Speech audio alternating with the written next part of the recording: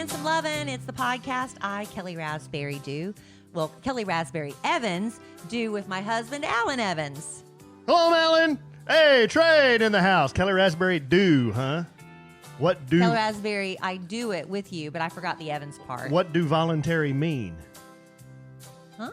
That's one of the Cowboys players used to say that. I don't... He used to say, what do voluntary mean? Showing up for training camp? Yeah. Yeah. Voluntary training camp. Babe, we've had a very busy day. We've got battle scars to show for it. What do podcast mean? I sliced my little pinky finger. I pulled something in my back. You've got little scratches on your nose. Oh, How'd you get that? I don't know. Probably with the zit popping tool. I was a little too aggressive with it. Oh, my goodness. But we've had a lot going on. We're, Alan and I, when we were stuck at home together, I shouldn't say that because we actually kind of enjoyed it, took on a lot of little projects around the house. But it seems like once the quarantine restrictions started easing up a bit, then Alan said, let's start doing some of these major home improvement projects that we've been meaning to get to. So we're working on the bathroom project, and we're working on a laundry room project. We're working on some outdoor projects, some taking stuff to consignment projects, buying more stuff from consignment projects. I'll tell you who the very, very best customers are of that. What's the name of the consignment shop?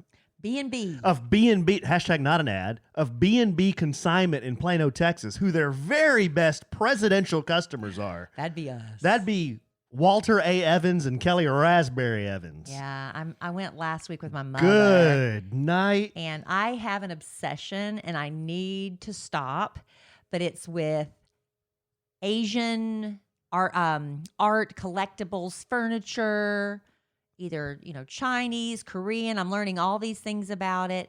And I've always been told, we had a neighbor that had a beautifully decorated house.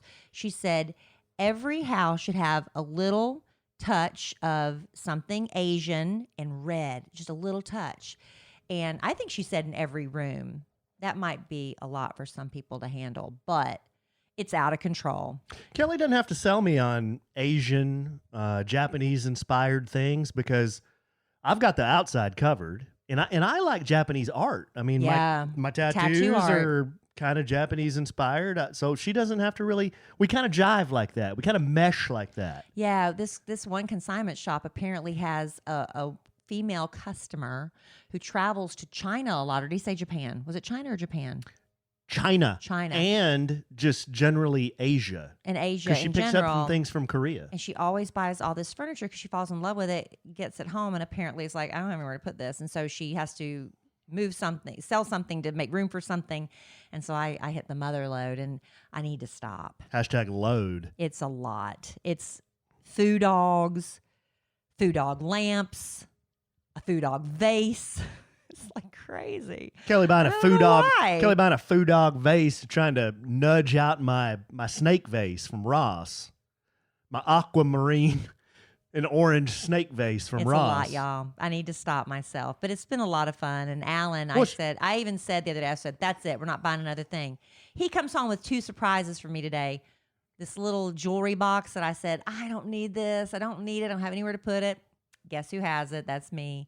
And then this little decorative table. Again, it's just a decorative table. It's like we need a functional piece that actually storage. But anyway, y'all don't want to hear our decorating problems. I put the AE elbow on the store owner's head for a little bit and kind of leaned on him on we talked price a little bit. Oh, we're such good customers. Actually, I didn't lean on him at all. He said offered. He offered, and I'm like, yeah, sure, I'll surprise you. That piece had been sitting there for a minute. So anyway, it was a lot of fun and doing all these little projects despite the injuries.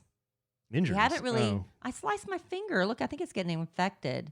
You should have seen Kelly and I we got a new rug too. We're doing all kinds of decorating stuff.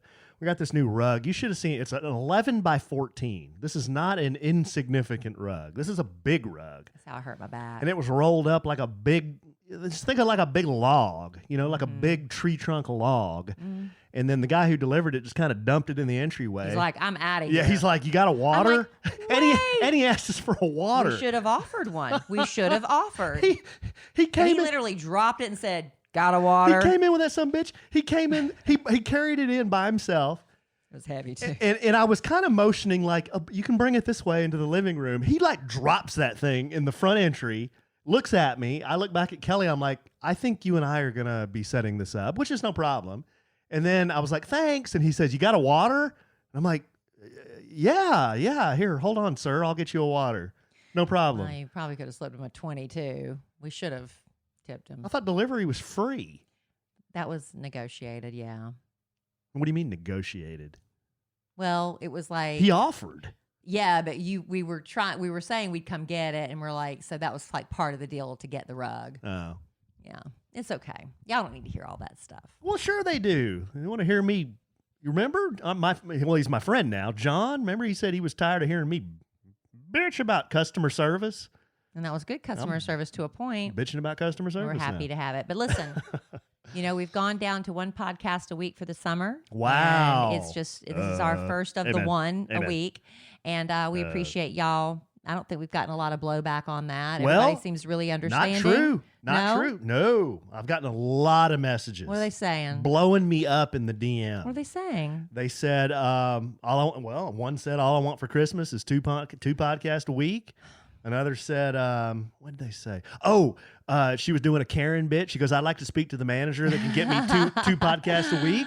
Another said, she did a meme. She's like, this is the face you make when you've listened to all a sandwich and some Levins and there's only one a week. And it was this guy crying. Oh, I'm sorry, y'all. We'll come back to two a week. 1-800 Boss Man George. Yeah, we just, we got together. They've been trying to get us to go to one a week for a minute.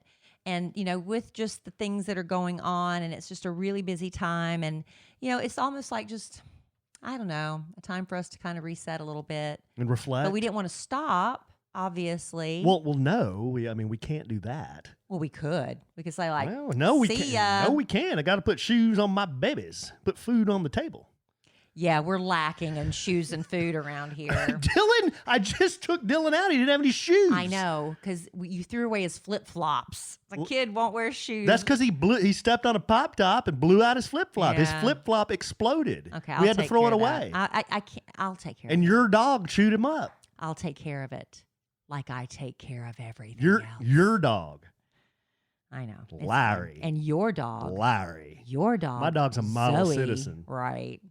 We've claimed dogs. I love Zoe, but I have to be Larry's champion, the original. Somebody has to. The original. He's the OG. So listen, I thought, since we're here doing a podcast, I thought I would share some handy tips. Tips. People like tips, don't they? Sometimes they like just the tip. So I thought I'd give you tips that could help you in all sorts of areas of life. And people love lists. I love lists. I love writing lists down in mechanical pencil, and I love crossing them off. I love that. Okay. All right, so here I'm going to start with a tech tip. Oh, boy. It's not that difficult, because if it was that difficult, I wouldn't be giving it. How often should you shut down your computer? Completely shut it down. At least once a week. That is right. Wow. Ding, ding, ding, ding. Right. The kid used to be a computer trainer. Yes, according to the experts, the more you use your computer, the more applications will be running. Those things just have to be reset at some point, so they're not always running. Right. Builds up over time, slows down your computer. Plus, a weekly shutdown can avoid that buggy technology. You've probably had computer issues that a simple reset fixed. Making a reboot a habit can nip those problems in the bud. Well, so maybe at Kelly, the end of the week, when you're putting the laptop away for family fun, yeah, reboot it. Well, we're going to nip it in the bud. This is El Presidente.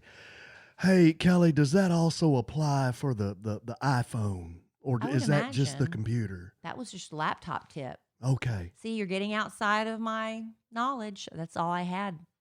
All right, how about a dating tip? A lot of you are online on your laptops and on your phones, and you're doing a little online dating, and you're posting pictures of you and your pet, and right? Sometimes online dating leads to just the tip. All right. See, aren't y'all glad this is only once a week? Aren't you now? Okay. I'm just saying it does. Hey, I'm just saying sometimes it does. All right, so anyway, here's the thing. when we've done a whole show or two or several on getting your profile right. It makes such a huge difference. Boy, we haven't done that in a long time. We haven't, but they can always go back and listen, or we could do a reset. That's because we're not in the dating world anymore. We should have done a coronavirus dating expert or something. What credibility? Maybe we'll look into that. What credibility do we have when we haven't been dating for 4 years now? Well, we know it worked for us, but times they are changing. Okay, and it's different with coronavirus than it was. Anyway, I digress. Yeah. So here's the thing: getting your app profile, your dating profile right, is crucial into the type of person who swipes right on you. If I hear from women who say every guy who takes me out, the first thing he expects is us to have sex, I'm like, well, have you? I don't know because I haven't. Shut the door. They're not listening to us. There are a couple kids here. They belong to us. It's okay. Well, they're in the living room. They're on their devices. Are you sure? I don't know, Alan. Anyway, shut the door if it makes you happy. Yeah, I'm gonna shut the door. It's not that deep. It's not that deep. Okay, keep going. I'm just gonna say I have a microphone with a cord. Keep sometimes going. you need to look at your dating profile, because if you're doing all these sexualized shots and leaning over, showing cleavage. That was on a the triple. bed You know what I mean. You got to look at that. But then again, some guys, no matter how pristine, you can be a nun on a dating app, which I don't think is really technically going to happen. And there's still going to be a guy that's going to want to get in her pants the first night, right? Sometimes hold on. I'm saying hold sometimes on. it's not Wait about. a minute. Rewind. What? Just rewind everything you just said in the last 30 seconds. What? I just heard nun on a dating site, and then I just heard get into the nun's panties. Is that what you just said? Which would be wrong because they don't really wear. Do they wear pants? Okay, this is making me tense. I am an ordained reverend, and I need to be careful with this. All right. Hey, that's another story we need to tell. I'm We'll about to do a wedding. Okay, are you going to derail me right now? Oh, I'm sorry, babe. I'm sorry. Go ahead. All right, so anyway, just check your profile and make sure it's right. But here's a tip for the men. Sorry, John. All right, so if you want to post a picture of you and your pet, I hope it's a dog, because there is a study that found women are less likely to swipe right or say yes to a man if they are posing with a cat in their picture. Scientists showed hundreds of women photos of two men, both pictured with and without a furry companion. The responses showed that the men's luck got noticeably worse when women saw a picture of a man with a cat. They're viewed as less masculine, more neurotic, and less dateable. This was just according to this survey. Wow. I'm not saying I agree with all of that. All the guys with cats listening right now are squirming in their seats. Colorado State University. What's wrong with the cat? I personally don't see anything wrong with it, but I'm just telling you. What's wrong with getting a picture with a pussy cat? Alan, what? You're treading on. What? Stop. What? Stop what? All right, I'm going to move on because Alan can't handle that topic. You can't handle the truth. A legal tip. Okay. This is the Tips podcast. People who this burns me up, and I'm glad something's finally being done about it. This burns your hide? People who fake the use of emotional support animals could start facing charges. That's wrong. It is That wrong. is wrong. It is wrong. And I've known people, and That's it makes awful. me mad. It's That's a lie. awful. You're trying to get out of, paying or whatever you have to do. Just, and lying and saying this is your emotional support animal, which takes away from people who truly do need an emotional support animal. I'm not going to say there are people who really need one. I'm talking about the fakers, and they're out there. It's you with the reptiles. But none of y'all have emotional support reptiles, what about the one that had the emotional support peacock? Somebody tried to didn't somebody have a peacock, and somebody had an emotional support miniature horse? It's like, you want to get that on a plane? Really? The line has to be drawn in the sand somewhere. You just don't want to pay the transportation fees to get your dog or your horse where you're going. A dog, I'll give you. I'll give you a dog. Okay, but can it be an emotional support Pyrenees? Sure. Like a massive dog sitting on the plane next to you. I'm not going to discriminate against breeds. Well, you can't. But then again, what if somebody's on the plane that has horrible allergies to animals that shed like that? There's so many things here. My emotions aren't as important as your allergies? You could have an allergy attack and die. I'm just saying. Hey, well, there are many layers to this. Anyway, lawmakers in Florida want to charge people who misrepresent the usage of emotional support animals if they find the documentation is false or they misrepresented the terms of the emotional support animal's usage and validity, pet owners could face second-degree misdemeanor charges.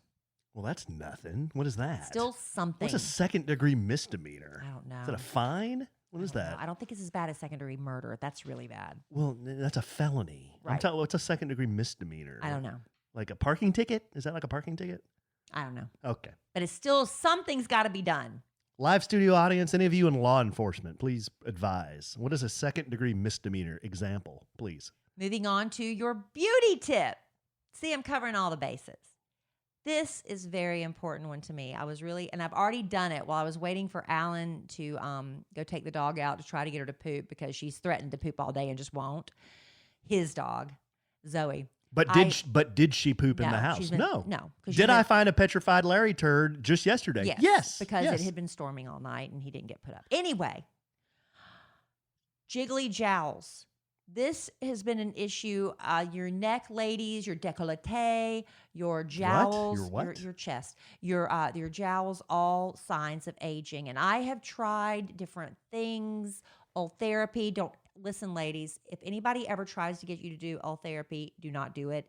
It is the single most painful thing I've ever had done. I have a high threshold of pain. Doctors have even stopped mid-procedure and things on me are like, are you okay? I'm like, yep, I'm fine. Because I can handle anything for a minute or two because I know it's going to be over. But old therapy, it was electric currents through my jaw. I was lying on that table in a pool of sweat. I was sweating so profusely and I was sobbing. But I was halfway through it and I said, I can't stop. I've got to go. I was dying. And I will never go back and do that again. I will discourage anyone. I've talked to one person that said it wasn't that big of a deal. I was like, well, you must have some sort of, there's some people that can't feel pain. It was the worst thing I've ever done. Back to getting rid of soggy jowls, a natural way. How about this? So they say all the time that we're spending looking down, it's not helping the humps on our backs. We're all getting humpback. We got to correct that. What do you mean? All of us are getting high. You're getting humpy back. I'm not getting humpy back. Have you looked at yourself lately? Am I getting humpy back? You make me feel very self-conscious about my humpback. You talk about it all the time. No. I just want you to sit up straight because I'm concerned. But I'm telling you, it's a problem that a lot of people have. It's the humpy back. And it's also from looking down. Well, you're down. not like Quasimodo. You make me feel like it sometimes. Whoa. You do. You talk about my humpy all the time, and it makes me feel bad. I've said humpy back twice in my life. And they've both been on the stuck. And they've both been on the podcast. Stuck. Words hurt. Anyway. Hashtag words hurt. Looking down at your phone can cause the skin to wrinkle and droop on your jowls too. Mm-hmm. So if you do have jiggly jowls, or if you'd like to go ahead and do like preemptive exercises, you do this, Alan, because I've already done it and I can't talk and do this at the same time. Tilt your head back to look up at the ceiling, stick out your tongue out and upwards, and then hold it for 5 seconds. That is lewd. Hold your tongue out. In what position should I be doing this? Just standing or sitting. I don't care. Not on my knees. Alan, I don't know where your head is tonight, but you need to stop. I'm trying to help people. That is lewd. How is that lewd? It's a position. So I'll do it because Alan can't. I am not going to do that. Look at the ceiling. I don't want to be on video doing that. Stick out your tongue and then point it to the ceiling. Hold that for 5 seconds. Yeah, you hold that for 5 seconds. And then repeat 10 times. Keep doing it. If you do that twice a day for 30 days, it will strengthen the muscle underneath the tongue. That's what we need. That will firm the jowls on both sides of the chin. So this part that's saggy, right? Now you do that. That's from Woman's World magazine. Now you do that with no hands. Like you don't use your hands. No, it's all neck, back, tongue up. Okay. Look at the ceiling. Okay. Mental health tip. Take a few seconds to text a sincere compliment to someone you love. Text, you know what? They're like, used to be, they'd say, call them, but they know you're not going to call. They're like, just go ahead and text them. It's a quick way to do a random act of kindness that can boost the mood of the compliment receiver and your mood too. Research shows that a random act habit increases your own life satisfaction too. So you're making someone's day, and in the process, you're making your own. Mm-hmm. It's a nice one. It is nice. It's very isn't nice. it? Yes. Alan and I both got lovely Did you little bring them? notes. It's in the other room, but we got lovely notes from a girl I went to high school with named Andra Watkins. We've had her on the podcast before. You can go back and look for that. She is an author, a New York Times bestseller, and Dime. Well, she is. Yeah, that'd be a dime if she dropped that. Yeah, it's not as much a dime that you dropped it. But I'm glad you got to work it into the podcast. Well, but say you have a friend who's a New York Times best-selling author. Okay, I dropped kind of a dime. She wrote us these lovely little notes for both me and Alan, and they're so sweet. And she did them in these little origami flowers. You opened up, it was the note. And she said she just decided that during these really heavy times, every day she's going to write someone a letter and let them know how much she admires them and appreciates them and what she thinks of them. It was very nice. So nice. It was very nice. But did you read between the lines on my letter? What? She said it sounded like she was listening to a podcast, because she said she was listening. In your letter, she said she heard your voice. And then in my letter, she said she heard my voice. And what I was saying was, what about me? You know how I said, what about me? What am I? Chopped liver? She probably heard me say that. And so she thought, I better write Alan a letter too. Exactly. She probably just felt sorry for me. So does that negate your letter? Maybe 30% of it. Alan, you're full of shit. He's lying. I'm he kidding. appreciated I'm it. kidding. It was really nice. A lovely letter back, and I might, can I commit to writing a letter a day? Maybe not. But I can maybe do one a week. I might write Andra a letter back. I'll write her back, but I'm saying, would you commit to do that for somebody once a week? Like a random person once a week. Oh, shoot. I got to call my friend John. It's his birthday today. I got to do that. You got to call McGill. You know the thing about I got busy. You know the thing about, I wish McGill a happy birthday. I'll call him. You know the thing about Andra? She appreciates, well, I don't know if it's lewd humor. Just dig your hole. What am I trying to say? I don't know. You're on your own. I don't know what you're trying to say. And a health tip for everyone. She's lewd. The next time you have a headache, suck on an ice pop or take a sip of an ice cold drink until you feel a slight brain freeze. Now that seems like the opposite of what you should do, right? Because a brain freeze is kind of like a headache, but research has found chilling the roof of your mouth reduces the intensity of a headache by 50% within just a couple minutes. So I guess you get that sudden, oh, it's so bad. And then when it comes down, I wonder if it's just like a placebo effect. You just think it's better because it got so bad. Mm-hmm. Maybe? Now, if you get an ice cream headache, my remedy works every time. Push your tongue on the top of the roof of your mouth as hard as you can. And rub it. I just do it as hard as I can, and the headache goes away immediately. I rub my tongue on the roof of my mouth because I feel like it generates heat and warms it up because it's the cold that's giving you the headache, right?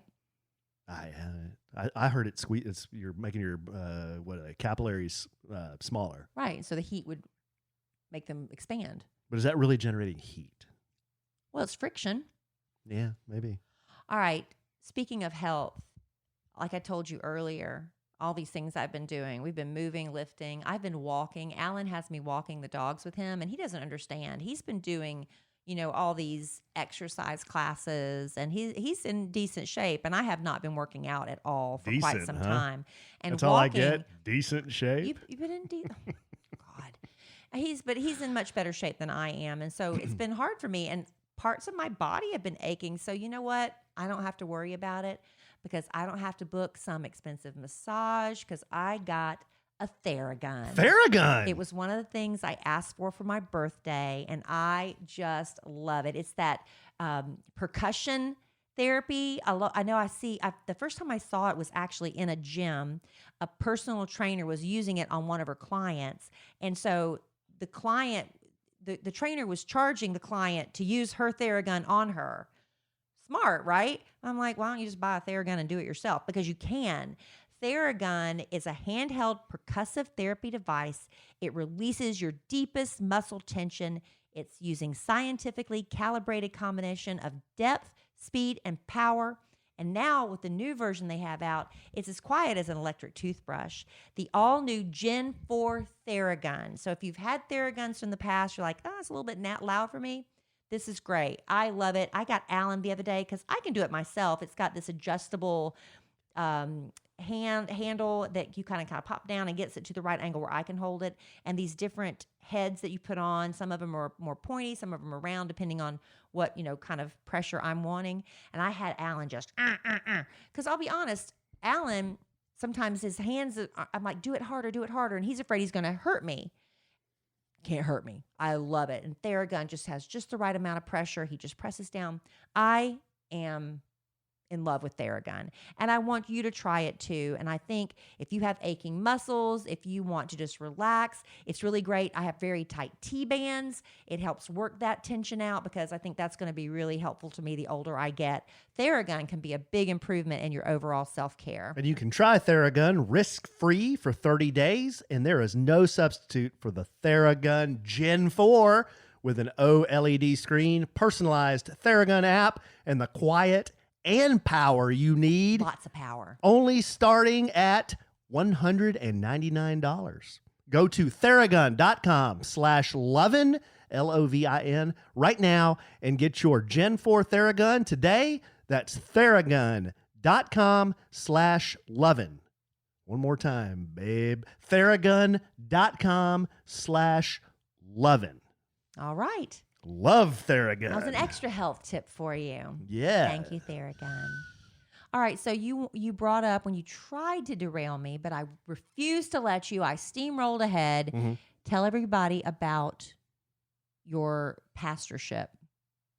Oh. See, he's already forgotten. Gosh, yeah. I knew I'd get back to it. Well, we have a couple, and they are some of our very best customers. They've been listening to the podcast since day one. And their names are Manuel and Simony. And Manuel and Simony live in the great city of Lubbock, Texas, where I went to school. Well, let's see. This was back in January, I guess. They messaged me and said, would you be willing to marry us? We're getting married in May, and we would like you to be the officiant of the wedding. And I was like, whoa. Well, I what do I have to do? Let me think. Didn't want to think about it a little bit? Well, yeah, I said, let me kind of think about it, but what do I need to do, And they said, well, this is all you do. You go to a church and get ordained, and you can do it online. Mm-hmm. And I was like, well, let me talk to Kelly and see what she thinks about it. And long story short, I said, yeah, absolutely. If somebody asks you to do something like that, how could you not do it? How could you just say, well, no, I got better things to do than marry you? Don't ask me. I will say no. I don't want to do it. I don't want to do it. I don't want that pressure. Well, I wanted to do it. They asked me to do it. I said, yeah, absolutely, I'll do it. Well, they scheduled their wedding for May, and everybody knows what happened. Everybody had to move all their May weddings because of the virus. And they rescheduled it for June. That got moved, and they rescheduled it for July. Well, July 11th, this is definitely going to happen now. I got my flights and everything. I'm flying to Lubbock, Texas, and I'm going to be the officiant for Simony and Manuel's wedding. And this is this is their second marriage for both of them. And it's a blended family. And just the nicest couple. Just wanted something simple. Something simple. And apparently you mean something to them. I guess, but just the nicest couple. I met them in person. I've been talking back and forth with both of them for a long time now, but met them in person for a drink the other night, just real quick, and it was just like we were old friends. I told Alan, it was a lot of fun. Take him a little gift of a sandwich and some loving hats, and he did. And guess what? They already had them. They already bought some. They already had hats. Those are what kind of customers? Oh, those are oaked barbecue sandwiches. Barbecue sandwich customers. But Manuel said that he had already worn his hat out. He wears it so much. Oh, that's nice. So he got a new one, and he had never had an old fashioned. I drank an old fashioned that night. I had a Woodford old fashioned. He goes, I'm gonna have what he's having. Did he like it? He loved it. In fact, he sent me a good summer drink. He sent me a picture the other day. He was drinking an old fashioned. Oh, good. But I'm looking forward to it. I said, I just said, hey, tell me a little bit about what you're wanting to do. They said casual, quick. They said, we go to church, so if you want to, say a prayer or something, our moms would appreciate that. But they said, we're going to leave it up to you. You are going to kick it off and get it rolling, and we have written our own vows. But you do you. Basically, you do you. And I said, well, I'm not going to make a bit or a joke out of it. But they said, well, no. But if there's a story you want to tell or something you want to do, you should do it. So then I got to thinking, magic needs to be incorporated. Oh, that was my suggestion. Magic needs to be incorporated. Don't say anything. It's got to be a surprise. The dark art needs to be incorporated. Not the dark art. That's magic, the dark art. Why is it got to be the dark art? Well, because people sometimes think so you're going to pray to God and then do dark art? That sounds awful. Basically. Why don't you just call it sleight of hand magic? Sleight of hand, the dark art, whatever. But anyway, that's fun, right? Yeah. So anyhow, that's what's going on. But I'm seriously, I'm honored that they asked me to do it. I'm excited about doing it. It's just so out of the blue. It's like, really? But check this out. Because I got ordained already, they brought their marriage license, and I had to be ordained before I could sign their license. So they're technically already married? They're technically already married. When I sign their license and they take it to the courthouse and file it, they're married. Yeah. It's done. But, they're going to have a ceremony. Yeah. Yeah. Isn't that cool? It is cool. Well, I'm happy for you and excited. It'll be an adventure. Again, do not ask me to do your wedding. I don't want to do a wedding. I don't want to be that. I don't want that responsibility. Mm-hmm. Well, you take it on, babe. With great power comes great responsibility, babe. I know, but you used to do presentations when you worked for Lennox Heating and Air. You're used to getting up there and doing that kind of stuff. That's up your alley. I think you'll do a beautiful job. Well, thanks. I really don't mind. You can ask my brother for some marriage tips. He's so good, he married me twice. I might do that. Yeah. He might have a lovely little anecdote you could share for a second marriage. I'm sure my brother's performed all sorts of marriages. Oh, I know he has, but I mean, well, what am I trying to say? It's not like I'm not going to take it seriously, but he never makes a joke out of it. I mean, this is no, but he'll tell like a lighthearted story. You want a light moment. Yeah. You don't want to be so heavy and serious. And am I ever heavy and serious? I know, but you're not making a joke out of it. But you just right, some lightness to it. Yeah. So anyway, I've got some ideas in my noodle, kind of ricocheting back and forth. So. Okay. Yeah. Well, I'm sure we'll have a lot to tell. Oh. The podcast following the big wedding day. And they Look said for that in mid-July. They said I could stick around, maybe have a cocktail after the wedding. Okay. Yeah. Might see the Reverend doing the worm on the dance floor. Oh my gosh. Have you ever done the worm in your life? That'll be the day you decide to try. So really quick, I want to end this on, I've given you lots of tips. Alan's marrying people left and right.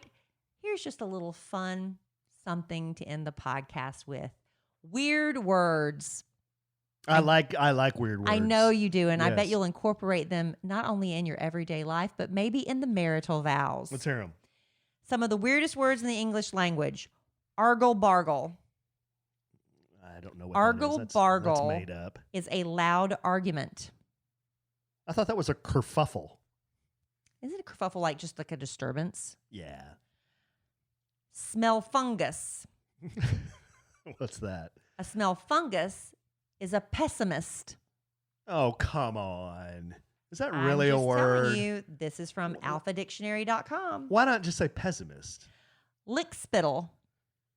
I don't know what that is. It sounds lewd. It's an ass kisser. Like somebody's sucking up. A lickspittle? A lickspittle. A lickspittle. Okay.